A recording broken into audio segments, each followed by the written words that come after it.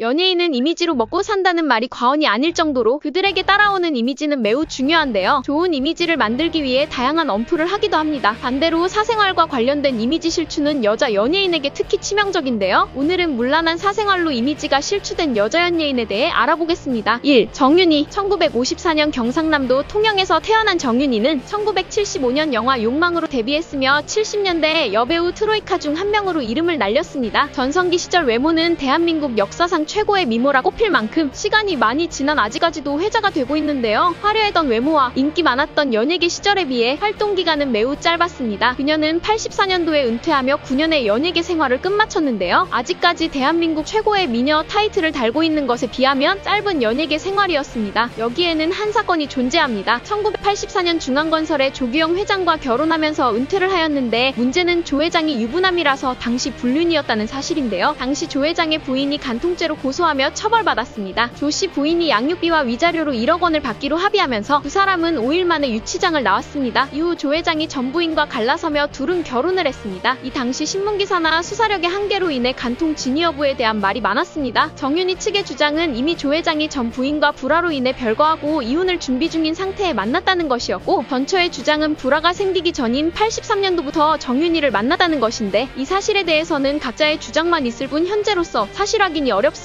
확실한 것은 정윤희가 84년 간통죄로 처벌받았고 그 후 은퇴했다는 것입니다. 2. 황수정. 70년생인 황수정은 94년에 SBS 전문 MC 1기로 선발되며 방송인으로 데뷔하였습니다. 이후 MBC 특집극 칠갑산에 출연하며 배우로 활동했는데요. 그녀의 인기가 절정에 다다른 것은 99년 방영된 MBC 사극 허준에서였습니다. 예진아 씨 역을 맡으며 단아하고 청순한 이미지로 단숨에 톱스타 반열에 오르게 되었는데요. 허준 방영 당시 며느리감 1위로 뽑히고 단아한 이미지로 한복이 잘 어울리는 연예인으로 뽑히며 청순한 분위기로 어르신들에게 인기가 많았습니다. 하지만 매체에서 보여지는 이미지와는 다르게 전성기에 도달한 지 1년 만에 문란한 사생활이 드러나게 되는데요. 허준으로 스타덤에 오른 후에 차기 작품 촬영장에서 건강상의 이유를 핑계대며 촬영을 지연한다든지 펑크를 내는 등 갑질하는 경우가 많았고, 잦은 지각으로 선배 연기자들을 촬영장에 기다리게 만들며 동료 배우들에게 이미지가 급격하게 나빠졌는데요. 조신하고 참한 이미지 뒤에 감춰져 있던 그녀의 사생활은 곧 터지게 됩니다. 2001년 미음약 투약 사실이 드러나 구속되었습니다. 당시 황수정이 출연하는 작품은 없었으나 다수의 CF 계약을 맺은 상태였는데, 이들 중 롯데쇼핑 측은 위약금을 청구하겠다는 대응을 내놓기도 했습니다. 또 당시 재력가 집안의 자식인 강 씨와 연인 사이라고 알려지며 화제가 되었는데요. 문제는 강 씨가 유부남이었다는 것입니다. 황수정은 강 씨가 유부남인 사실을 알고도 만났으며 그와 결혼하고 싶다고 말하고 다녔다고 합니다. 강 씨 역시 술자리에서 황수정과 결혼하고 싶다는 말을 자주 했다고 하네요. 3. 서갑숙. 서갑숙은 61년생으로 82년도 데뷔한 MBC 공채 탤런트입니다. 1988년도에 결혼했지만 9년 뒤 이혼하며 유부남과 불륜을 저지른 사실을 본인의 자서전에서 고백했는데요. 1999년도에 발간한 성체험서가 큰 논란이 되었습니다. 당시 시대 배경에 맞지 않는 자극적인 소재로 화제가 되었는데, 성에 관한 자전적 에세이를 담은 나도 때론 포르노그라피의 주인공이고 싶다가 책 제목인데요. 이 책은 당시 엄청난 사회적 반향을 일으켰습니다. 당시 서갑숙은 책을 통해 우울했던 자신의 젊은 날을 들려주는 과정에서 성관계 체험을 망설임 없이 털어놨습니다. 친구와 함께 한 남자의 성을 나눈 이야기부터 동시호세, 간기역 등을 거침없이 털어놔 충격을 줬는데요. 교보문고는 이 책이 사회윤리적으로 해롭다고 자체 판단하여 전량 반품했습니다. 서갑숙은 당시 청소년 드라마 학교2의 음악교사 역으로 출연 중이었는데 하차해야 했습니다. 검찰이 음란성 여부를 판단하기 위한 내사에 착수하기도 했으며, 한국방송연예인노동조합은 KBS, MBC, SBS 등 방송 3사에 서갑숙의 출연을 자제해달라는 내용의 공문을 보냈는데요. 한국간행물윤리위원회도 이 책을 청소년 유해 간행물로 지정했다고 합니다. 이런 이유로 당시 방송 출연 정지 처분을 받았습니다. 4. 옥소리. 68년생인 옥소리는 87년 태평양 화장품 광고로 데뷔해 이후 배우로 활동했는데요. 활동 당시 아름다운 외모로 유명했습니다. 미녀 배우로 다양한 작품에 출연하다 1996년 12월 배우 박철과 결혼했습니다. 슬아의 딸 한 명을 두고 별다른 구설 없이 한동안 연예계의 사이 좋은 부부로 소문이 나 있었는데요. 훗날 알려진 현실은 소문과는 많이 달랐습니다. 2007년 두 사람이 이혼 소송 중이라는 사실이 알려진 건데요. 박철이 옥소리의 간통 사실을 알고 이혼 소송을 제기한 것으로 화제가 되었습니다. 이런 기사들이 나돌며 여기저기 다양한 소문이 돌기 시작하는데, 옥소리의 간통은 사실이며 그 대상이 박철의 후배인 파페라 가수 정세훈, 그리고 한국 특급 호텔 셰프로 알려진 이탈리아 요리사지였습니다. 이 사실이 알려진 후 옥소리는 갑자기 기자회견을 열어 요리사지와의 관계는 부인하고 정세훈과 간통 사실을 인정했는데요. 그동안 박철과의 결혼 생활이 순탄치 않았다고 주장했습니다. 이후 박철의 이혼 소송은 간통 소송으로 발전했습니다. 이에 따라 양육원은 이혼은 박철이 가져가고 2019년까지 박철에게 매달 양육비 100만 원을 지급하라는 판결이 났으며 옥소리는 징역 8월에 집행유예 2년, 함께 기소된 정세우는 징역 6월과 집행유예 2년을 선고받았습니다. 웃긴 건 당시 간통 사실을 부인했던 요리사 지와 2011년 대만에서 재혼해 일남 일녀를 낳고 거주하고 있다는 사실이었는데요. 일각에서는 요리사 지를 감춰주기 위해 정세훈과의 간통을 인정한 기자회견을 한 것이 아니냐는 의견이 있습니다. 하지만 결국 요리사 지와도 2017년 이혼을 했다고 알려졌습니다. 5. 최영아. 85년생인 최영아는 2009년 YTN 기상캐스터로 시작해 2010년부터는 KBS 기상캐스터로 근무했습니다. 그 후 2013년 삼원가든 회장의 아들과 결혼했는데요. 얼마 안 가 이혼을 했다고 합니다. 문제가 된 것은 2021년 그녀가 네이트판에 본인의 남자친구였던 김선호에 대한 글을 쓰면서부터입니다. 김선호가 자신에게 낙티을을 종용하고 각종 인성 문제를 저질렀고 연예인으로 포장된 이미지는 실제와 정반대라고 주장하는 글이었는데요. 이 내용이 수면 위로 올라오며 한창 전성기를 맞이하던 김선호의 이미지는 바닥으로 추락하게 됩니다. 각종 연예계 활동에서 물러나게 되었고 모델로 활동 중인 CF 광고에서도 삭제되었습니다. 하지만 디스패치에서 의문을 제기하며 이 모든 사실이 허위사실과 거짓이었다는 것이 밝혀졌습니다. 이후 최영아의 전남편으로 추정되는 사람의 녹취록이 공개되며 파장이 일었는데요. 최영아가 전남편과 이혼 소송 당시 겉으로는 이혼 소송에 반대하면서 뒤로는 3명의 남자와 외도를 했다는 사실이 밝혀진 겁니다. 자신의 집에 남자들을 불러 잠자리를 가졌는데 그 상대가 3명이었다고 합니다. 그 모습이 집안에 있던 CCTV에 그대로 찍히며 전남편이 법원에 이 비디오를 증거로 제출했고 판사는 즉각 이혼 판결을 내렸습니다. 이 내용 외에 추가로 최영아가 결혼하기 전부터 스폰서가 존재했다는 사실이 밝혀지며 대중들에게 충격을 주었는데요. 이러한 사실이 밝혀지며 김선호의 억울한 누명도 점차 회복되었습니다. 세상에 영원한 것은 없다지만 인기라는 것은 더욱더 그런 것 같습니다. 영원할 것 같던 그들의 인기가 한순간에 이슈로 추락하는 것을 보면 한편으로 씁쓸하기도 하네요. 여러분의 생각은 어떠신가요? 댓글로 남겨주세요. 구독과 좋아요 부탁드립니다. 시청해주셔서 감사합니다.